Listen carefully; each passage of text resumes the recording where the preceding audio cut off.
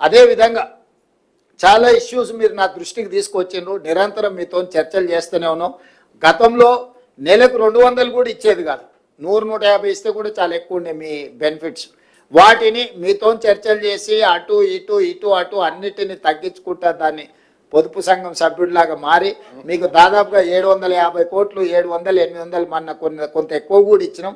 ఏ మాత్రం నాకు వెసులుబాటు దొరికినా మీ రిటైర్మెంట్ బెనిఫిట్స్ మీ హక్కు, ఇది ఎవరి దయాదాక్షిణ్యం కాదు, నాకు తెలుసు. మీ బెనిఫిట్స్ అనేటివి మీరు కష్టపడి జమ చేసుకుని ప్రభుత్వం మీద విశ్వాసం నమ్మకం ఉండి మీరు జమ చేసుకున్నాయి. కాపలాదారుగా ఉండాల్సిన వాడు అవి లేవు అని అనడం సమంజసం కాదు.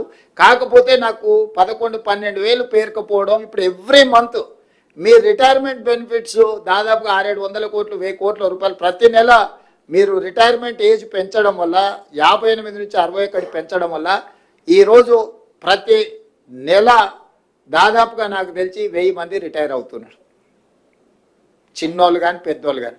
ఒక ప్రభుత్వ ఉద్యోగి అటెండర్ నుంచి మీ గ్రూప్ 1 ఆఫీసర్ వరకు ఎవరన్నా రిటైర్ కానీ యావరేజ్గా నాకు 1 కోటి రూపాయల భారం, మినిమం 50 లక్షలు. ఎవరైనా సీనియర్ ఆఫీసర్ అయితే 1,20 లక్షలు 1,30 లక్షలు రిటైర్మెంట్ బెనిఫిట్స్ ఇవ్వాల్సి వస్తుంది. ఒక ప్రభుత్వ ఉద్యోగి చేరుతున్నప్పుడు జీతభత్యాల భారానికంటే ఒక ప్రభుత్వ ఉద్యోగి పదవీ విరమణ చేస్తున్నాడు అంటే ఆర్థికంగా భారం ఉన్నది. వాటి అన్నిటిని కూడా లెక్క పెట్టుకొని మీ సమస్యలు పరిష్కరించడానికి ఈ 31 మార్చ్ వరకు ఫైనాన్షియల్ ఇయర్లో పెద్ద ఎదుగు పొదుగు లేదు. ఎందుకంటే లెక్కలు ఎవ్రీ మంత్ మీరు కూడా చూస్తున్నారు. వచ్చే ఫైనాన్షియల్ ఇయర్ నుంచి ఇంకా కొంత పెంచి మీ బెనిఫిట్స్ ఇచ్చి మీ సమస్యలు పరిష్కరించి మీరు కూడా పెద్ద మనసు చేసుకోరు. ఇది ఒక బాధ్యత. ఈ బాధ్యతను మనందరం కలిసి నిర్వహిస్తేనే ఇది సక్రమంగా ముందుకు సాగుతుంది. ఎప్పుడైతే మీరు వేరు నేను వేరని మీ మనసులో భావన వస్తుందో ప్రజలకు మనము మెరుగైన సేవలను అందించలేమో, మన మధ్య నమ్మకం విశ్వాసం కోల్పోయినప్పుడు పరిపాలన సక్రమంగా అందించలేము. మీరు సంపూర్ణమైన విశ్వాసం ఈ ప్రభుత్వం మీద పెట్టండి. ఈ ప్రభుత్వం మీది.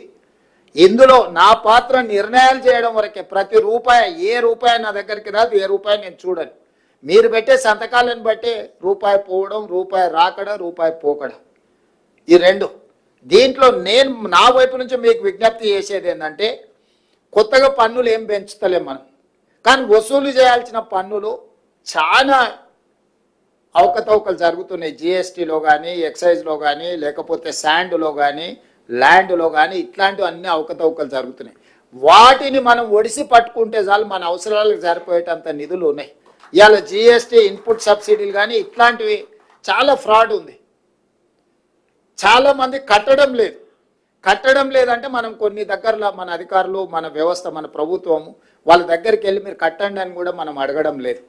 ఫర్ ఎగ్జాంపుల్ ఒక చిన్న ఎగ్జాంపుల్ చెప్తా. రియల్ ఎస్టేట్లో ఒక ల్యాండ్ లార్డ్ ఉండి ఒక బిల్డర్కు డెవలప్మెంట్కి ఇస్తే ఒక 50 అపార్ట్మెంట్స్ కట్టింది అనుకోని, 30 అపార్ట్మెంట్ బిల్డర్కి పోయి 20 అపార్ట్మెంట్ భూమి యజమానికి వస్తే ఆ 30 అపార్ట్మెంట్స్ బిల్డర్ అమ్ముకోవాలి కాబట్టి అసెస్మెంట్ చేసుకుంటుండు.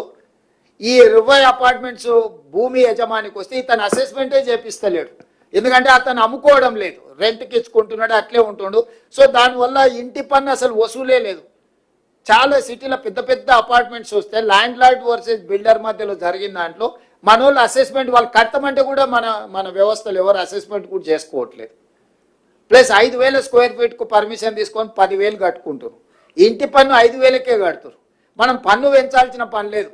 అతను ఎంత కట్టుకొని అనుభవిస్తున్నాడో గంత అసెస్మెంట్ చేసి దాని మంద మనం పన్ను వసూలు చేసుకుంటే మన ఆర్థిక పరిస్థితే మారిపోతుంది. అసెస్మెంట్ చేయకుండా పోయిన వాటిని అసెస్మెంట్లకు పట్టుకొచ్చి అసెస్మెంట్లో ఉన్న వాటిని యాక్చువల్గా ఎంత బిల్డింగ్ కట్టిరో దాన్ని మనము పరిధిలోకి పట్టుకొస్తే ఎవరు కొనుక్కున్నా, ఏ వస్తువులు కొనుక్కున్నా బిల్లు చేపించి దాంట్లో జిఎస్టీ వసూలు చేస్తే ఇట్లాంటి చిన్న చిన్న మన పరిపాలనలో చిన్న చిన్న కరెక్షన్స్, దీంట్లో పెద్ద భారము లేదు. పెద్ద ఎవరిని మనం అనవసరంగా తప్పించుకుంటున్న వాళ్ళని పట్టుకోవడమే మన పని. మనం కొత్తగా వాళ్ళ మీద ఏం అదనపు భారం మోపడం లేదు. ఇట్లాంటివి మీ వైపు నుంచి నేను సహకారం కోరుకుంటున్నాను. ఇవన్నీ కూడా సంక్షేమ పథకాలు అమలు చేయడానికి, రాష్ట్రాన్ని అభివృద్ధి చేయడానికి, రాష్ట్ర ప్రభుత్వంలో సేవలు అందిస్తున్న ప్రభుత్వ ఉద్యోగస్తులకు, అవుట్సోర్సింగ్ కాంట్రాక్ట్ ఉద్యోగస్తులకు కూడా మనం సరైన జీతభత్యాలు, మీ అందరికీ సరైన జీతభత్యం ఇచ్చినప్పుడే ఎవరైనా ఒక చిన్న డ్రైవర్ అయినా ఫస్ట్ వీక్లో జీతం టైంకి ఇస్తే ప్రాంప్ట్కి ఇస్తే ఆ టైంకు డ్యూటీకి వస్తాడు, డ్యూటీ చేస్తాడు. మనకు కూడా అథారిటీ ఉంటుంది, 2 రోజులు డుమ్మా కొడితే ఏమో ఎక్కడ దగ్గరికి పోయినావు అని అడగనికి. మనం అది ఇయ్యలేదు అనుకో, నెల జీతం ఎప్పుడు ఇస్తావో తెలియకపోతే వాడు ఎప్పుడు వచ్చినా గప్పుడే సరే చేయనీలే అని.